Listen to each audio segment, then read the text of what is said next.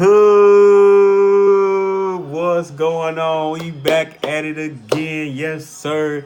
Y'all know who it is. It's your boy AJ, man. It's April. We here. We got the NBA playoffs. I got a game on right now. Actually, I got the watching the Warriors and the Clippers play.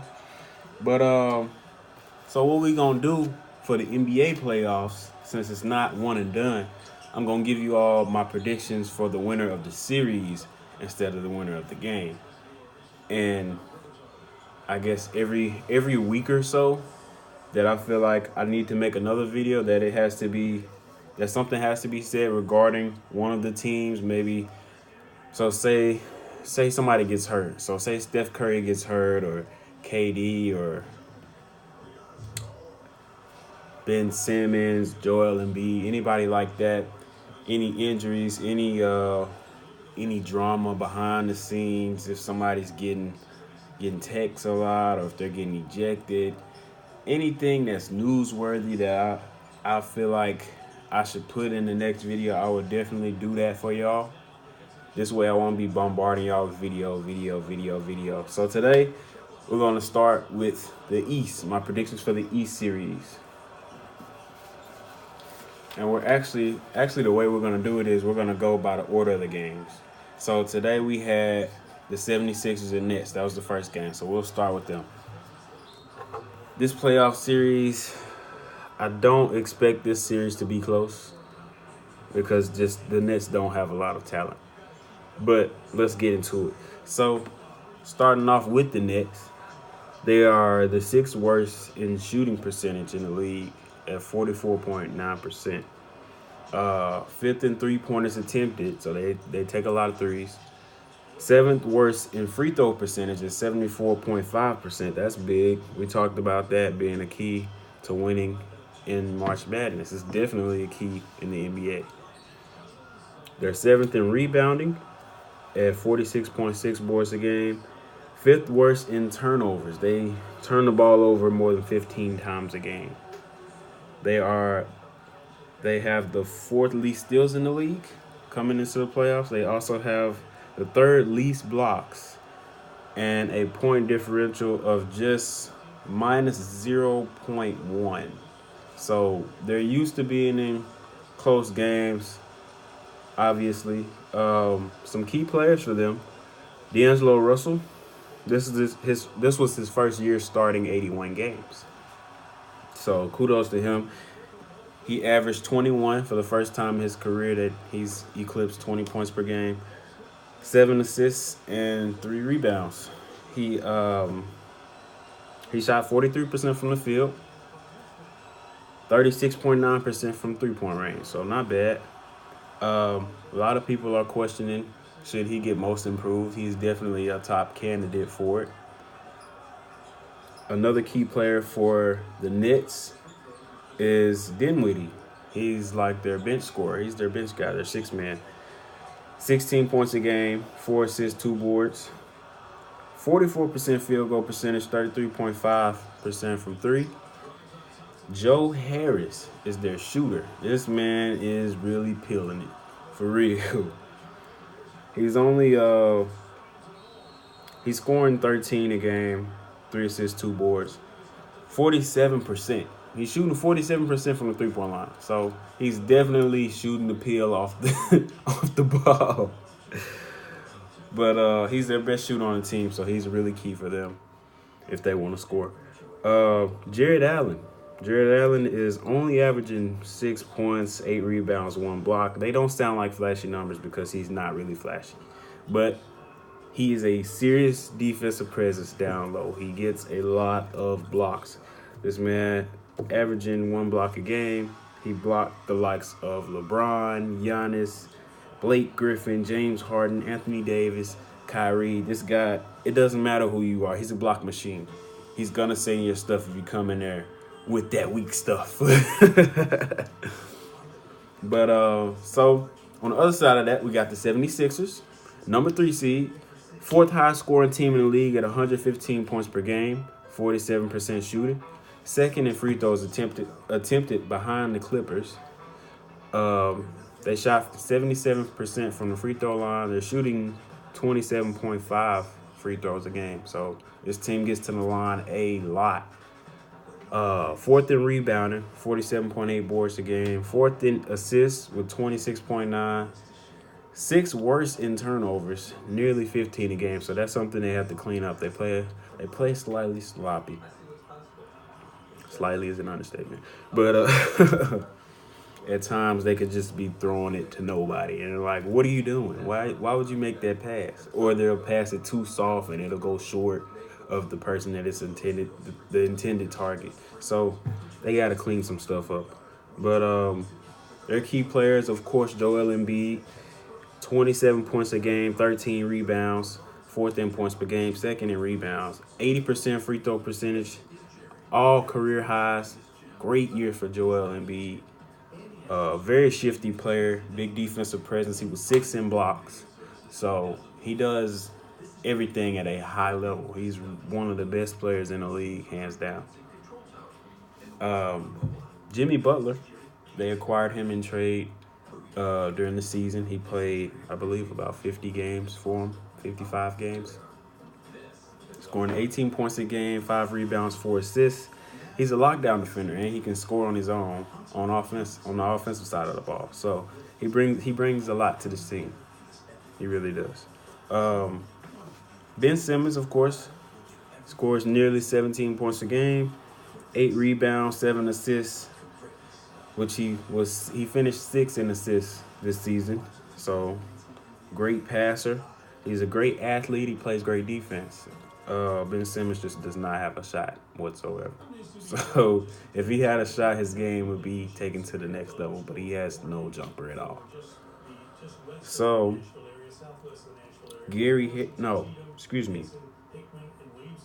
Tobias Harris, Tobias Harris is another key player. 20 points per game, 8 boards, 3 assists. He's an upgrade from Wilson Chandler. He got acquired from them mid-season as well. Upgraded from Wilson Chandler was their starting power forward before they got him. He's a better all-around offensive player than Wilson Chandler was. So he really added another dimension. He shoots a little better. He can hit mid-range as well as 3-pointers. He can pass a little bit as well. So he does a little bit more. He has a little bit of a handle on him too. So, but in this series, I'm taking the 76ers. They have too many mismatches and too much firepower not to win this series. There's absolutely no way that they lose to the Nets in this series. I'm telling y'all, that's my pick. Yeah, that's really it I got on that. Just too much firepower. The Nets don't have the firepower to compete with the 76ers. I know they have a bunch of no names and all of that, but they play hard. They just don't have the talent. Sometimes hard work beats talent, and that's what happened in game 1 of this game earlier today. Moving on, though, the Raptors and the Magic also played today. The number 2 seed, the Raptors. The number 7 seed, the Magic. The Magic, they play without fouling. They have the second least fouls in the league. They're the fifth least. They've allowed the 5th least amount of points at 106 points per game. They're only fouling 18.6 times, so that's not a lot at all. They are 6th in blocks, so they're huge down there. Pause. 5.4 blocks. So the Magic also have the 5th fewest steals at 6.6. They have the 5th fewest turnovers as well, 13.2. They attempt the fewest free throws in the league at 19.2. And that's a serious problem. This team has to learn how to get to the line. There's no way that they can compete with anybody shooting less free throws than everybody else in the league. It's not possible. You got to be able to get there. Slow the game down, hit you some free throws, get you some easy ones. They're 24th in points per game, so they don't get to the free throw line and they don't score. So that's not a good combination. That's a big reason why they're the 7th seed. The key players for them would be players like Vucevic, scoring 20, 12, 3, 1 steal, 1 block. So that's 12 rebounds, of course. 12 rebounds were 8th in the league. He has the full arsenal. This is a player that can do it all. He can shoot outside, he can rebound for you on the offensive and defensive end. He can pass it a little bit. Doesn't really have, not really a big ball handler, but he doesn't have to be. He's a pretty big dude. He does everything you need him to do. He's active on the defensive end, and he has a little bit of everything. And that's a great thing for this Magic team that doesn't really have a premier player. Another key player for them would be Aaron Gordon, a.k.a. Eric Gordon. He can fly. We all know that from the dunk contest where he went up and went underneath his leg, basically took a seat in midair. And this is like, oh, my God, he just did that. But he can shoot here and there. So he averaged 16, 7, and 3. So nice role player for them. Evan Fournier, 15, 3, and 3. He's a scoring guard. Good player for them. Terrence Ross is another good player. He's a high flyer, high energy guy. He's flying around all the time. He tires out the people that are guarding him because he runs. He really does. He's a shooter as well. He scores 15, dishes 3, 1 rebound. You know, he does a little bit. DJ Augustine, I'm sure people know his name now after the game winner earlier today. He's a shooter, and he's a facilitator for them. He led the team in assists, so really key player for them. Obviously, he can hit shots in the clutch like he did today. Hit a three-pointer with 3 seconds left to win the game for them against the Raptors in Game 1. Surprisingly, I was not expecting that. But on the other side, the Raptors are the 8th spot in scoring. They score 114 points per game. 5th in field goal percentage, 47.4%. 6th in three-point percentage at 36%. 3rd in free throw percentage at 80%. 3rd highest point differential. This team has a +6 point differential, so that's really good. They're used to winning and winning big. The key players for them, of course, is the Claw, Kawhi Leonard. That's one of my favorite players to watch. He averaged 26, 7, and 3. He was 6th in scoring, 7th in assists. I think he's the best two-way player in the league, in my opinion. He does it on both ends. He's that impact player. He can lock down your best player, and he can score when he wants to. He can shoot the three. He can shoot mid-range. He can drive in.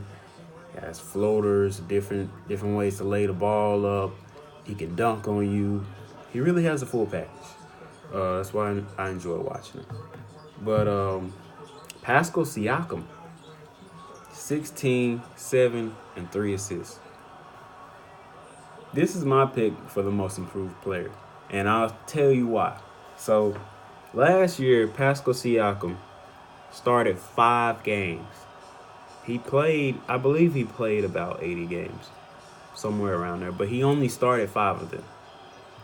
This year, he started 79 out of 80 games that he played. Last year, he was scoring 7 points a game. This year, he scored 16.9. Last year, he was assisting 2 points a game. This year, he was dishing 3 assists a game. Last year, he was grabbing 4 rebounds. This year, he's grabbing 6.9, nearly 7 rebounds. Last year's free throw percentage was 62%. This year, his free throw percentage was 78.5%. These are huge leaps, and I think he deserves the most improved player this year. He has my vote, definitely. Kyle Lowry, of course, the Memphis guy. You know, we always showing love to you, baby, from the M. You already know. But this year he averaged 14, 8 assists. It was 2nd in the league. That was his career high. 4 rebounds and a steal. He's their closer as well as their facilitator, so he runs the offense. He also can close out an opponent with big shots at the end of the game. This game, he actually didn't score at all, so they took him out. I could not believe he scored 0 and DJ Augustine scored 25. Are you kidding me? Are you serious? That's the reason they lost the whole game right there. I keep telling y'all, you cannot win if a starter does not score 1 point. Especially in the NBA, these are professionals. You can't score anything for me? Jeez Louise, man. Ibaka is another key player for them. Scores 15, 8, 1 block. He was a starter turned 6 man. He was a starter until Marc Gasol came on. Marc Gasol is another player. He came from the M. Shout out Marc Gasol, man. I want to see you turn up. He gave us a lot. He gave us a lot. Grit and grind. Y'all know Memphis Grizzlies, baby. Y'all know. That's not my team, but it's the hometown team. So I got to support. Grit, grind. Y'all know what it is, man. Marc Gasol was a key piece for us. This year, Gasol just averaged 9-6 and 3. Part of that is due to Memphis being so terrible. And the other part of that is his transition from Memphis to Toronto. But he's shooting 44% from 3. That's huge. He has really improved his 3-point jump shot. Like, he can shoot jump shots, but from the 3-point line is really improved. He's at 44% from 3. He has a really good post game, high IQ. He's a good passer too, so you can run the offense through him if you have to. But in this series, I'm going to have to take the Raptors. And I'm going to say that because they're going to take advantage of the Magic's inability to force turnovers and be able to lock down a team that often struggles scoring and getting to the free throw line. So, although the Magic won today, I know this, the Raptors are not going to lose another game in this series, y'all. They're just not. The Magic don't have the horses to keep up with the Raptors in a 7-game series. Like, that's why it's a 7-game series, because of things like that. When you watching the end of that game and you see Kawhi Leonard come down a tie game and he passes, you're like, oh, why did you pass? But you see Marc Gasol is wide open in the for a 3-pointer in the corner. And I'm like, that's my boy, that's Mark. He throws up the shot, and the shot literally rims out. And I'm like, oh. I could not believe it. I was disappointed. But, no, the Raptors are going to come out. Kyle Lowry's not going to have another 0-point game. I guarantee you that. He said, nah, that was a fluke. But, I mean, it is what it is. They lost. So, I actually don't think the 76ers are going to lose another game either. So, be on the lookout for that. Moving over to the West playoffs. We in here, man. We got to start with the game that's actually on right now. We got to start with the series. The number 1 team, Golden State Warriors. The defending champs yet again. Looking for a three-peat against the number 8 Los Angeles Clippers. Okay.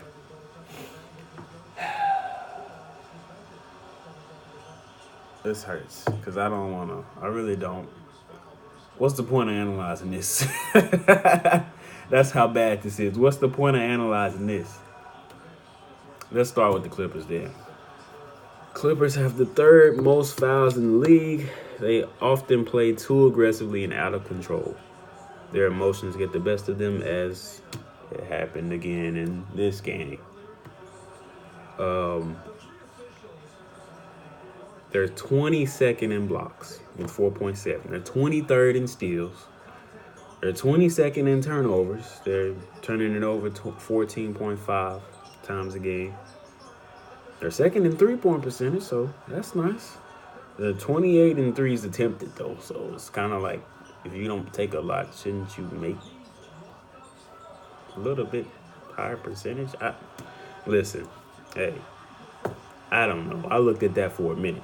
But they're 7th in field goal percentage, so at least they can shoot, y'all. At least. Key players, Sweet Lou with the finger roll. The greatest six man of all time. Should I say more? 20 points a game, 5 assists, 3 rebounds. What more can you ask, man? He's now the all-time leading scorer off the bench.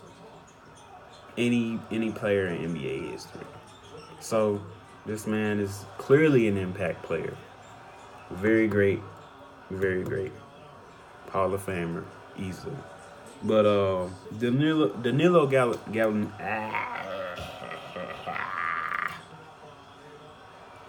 Okay, Danilo Gallinari is another key player they have.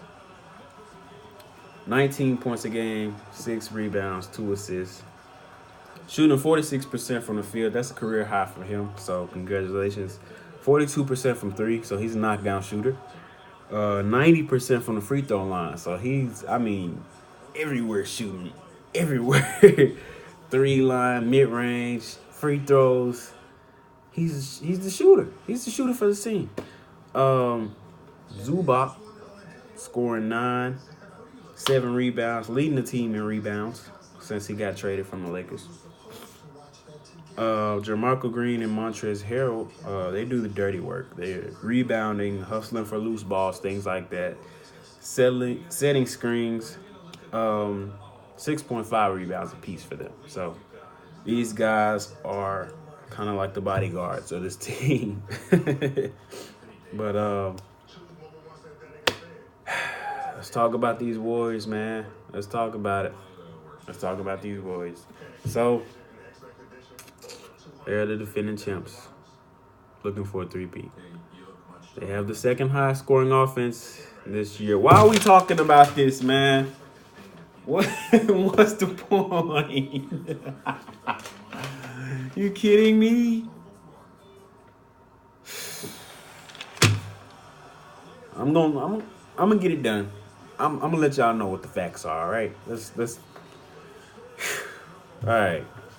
So this team has the third best defensive field goal percentage allowed.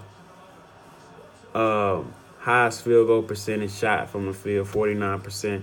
Third in three-point percentage at 38.5%. Fifth in free throw percentage at 80%. Third least free throws attempted per game. So that's what y'all been hearing a lot of. They haven't been getting the calls that they're supposed to get. Maybe because they keep winning all the dang time. But they share the ball the best in the league, easily. First in assists, 29.4 assists a game. First in blocks, 6.4 blocks a game. Second highest point differential, plus 6.5. Key players, of course, Curry, Clay, KD, Draymond, Boogie, Iguodala.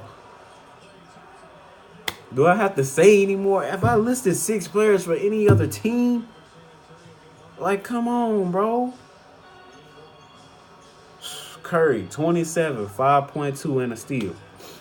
Clay, 21, 2 assists, 1 steal. KD, 26, 5.9 assists, 6.4 rebounds, a block. Draymond, 7 points, 6.9 assists, 1 steal, 1 block. Boogie, 16 points, 3 assists, 1 steal, 1 block. Or is it? It might be 3 rebounds. I'm not exactly sure. Could be either or, but Iguodala's 5 and 3. But is it really surprising that I'm picking the Warriors? Like, this is a waste. I just wasted y'all time, man. I'm gonna move on, man. Clippers have no chance. Let's just do the math. Let's just do the math here. The Clippers can't guard the Warriors for 4 games. The Warriors will score more than the Clippers. They will score more than the Clippers for 4 games. The team that scores the most wins every game. Whoever scores the most points. Warriors in 4, man. Get this, man. Waste of time. On to the next game, the final game for today.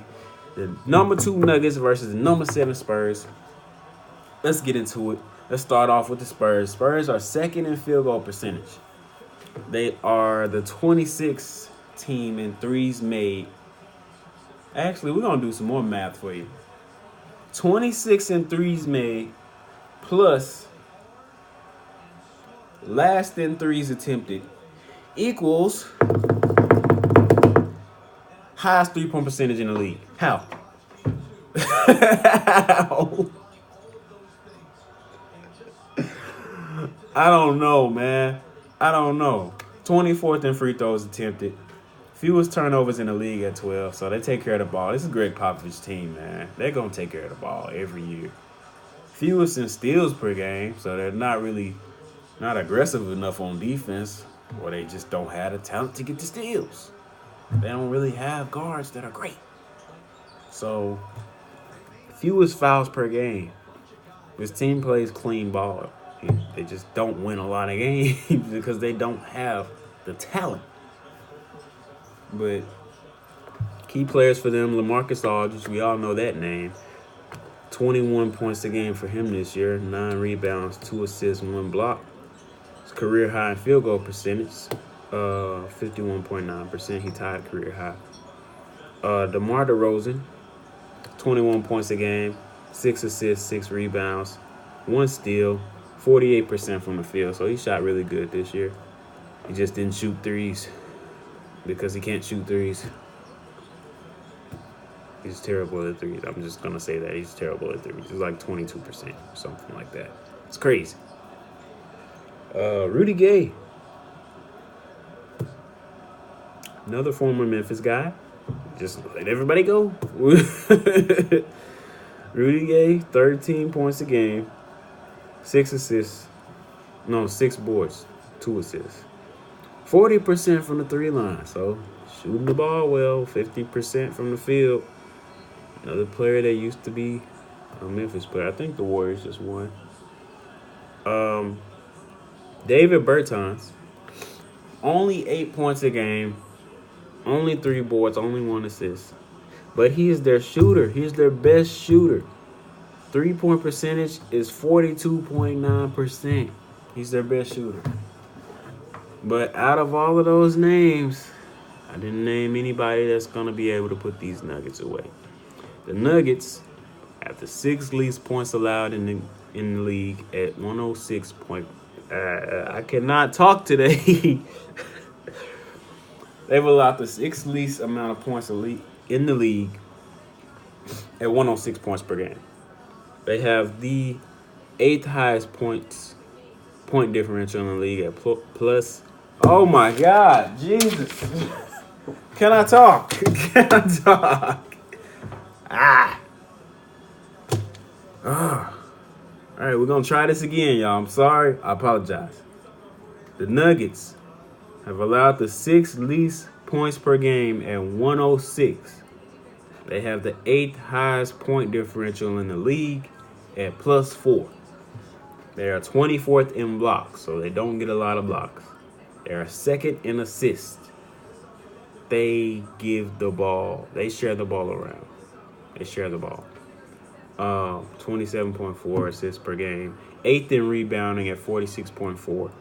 20th in points per game. So they don't score a lot of points, y'all. But they play such physical defense. It's crazy. They only score 110 a game.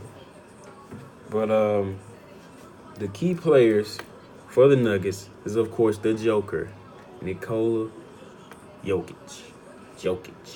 One of those two. I don't know because I've heard people say both. I'll just call him the Joker. So the Joker had 20, 10, and 7. So he averaged a double-double this year. 11th in rebounding, 9th in assists with 7. He led the team in all 3 of those categories: points, rebounds, and assists. So this man is the Nuggets. God forbid this man get hurt, man. All 3 categories, they really need this man, yo. But Jamal Murray, their starting point guard, he scores 18 a game, 4 boards, 4 assists, 36% from 3. So he's all right shooting threes. He's not really a shooter like that, but he can knock down a few shots. Gary Harris, 12, 2, and 2. Paul Millsap, 12, 7 boards, 2 assists, 36% from 3 as a big man. So that's all right. Isaiah Thomas is coming off the bench, 8 points a game, 1 assist. He's really just their facilitator off the bench. He just runs the offense. He hasn't really been 6 man of the year worthy. Excuse me, this year. I'm picking the Nuggets. They're going to take advantage of the Spurs' inability to create turnovers, and they're going to win by forcing the Spurs to take more threes and contested mid-range jumpers. The Nuggets guards have to control this game because LaMarcus Aldridge and Rudy Gay are going to give the Nuggets as much as they possibly can in the paint. They're going to do that. So Jokic is going to do, keep on saying, the Joker is going to do what he's supposed to do. We know that. Aldridge is also going to show up because he's a playoff performer. Rudy Gay is going to somewhat impact the game. But Jamal Murray and Gary Harris are the keys here. This series is actually going to be closer than people think because Greg Popovich is going to have this team ready to go every game. I know this because as a Heat fan, we battled with them in back-to-back finals. I know this team is going to be ready to play. So do not come out here playing around, Nuggets. I don't care how good your regular season was. If you come out here playing sloppy, you come out here playing lackadaisical, the Spurs will whoop you all up and down the court. I don't care how much talent they lacking. They got 3 players that have been there before, that have been in the playoffs playing ball before. And they will take advantage of that experience. So that's all I got for y'all today, man. We're going to be back tomorrow with another video. For those games, we're going to get y'all picks on them. It's your boy. Hold on, wait. We got to check out their haircut real quick. I got chopped up today. It's your boy, Jay. We out of here.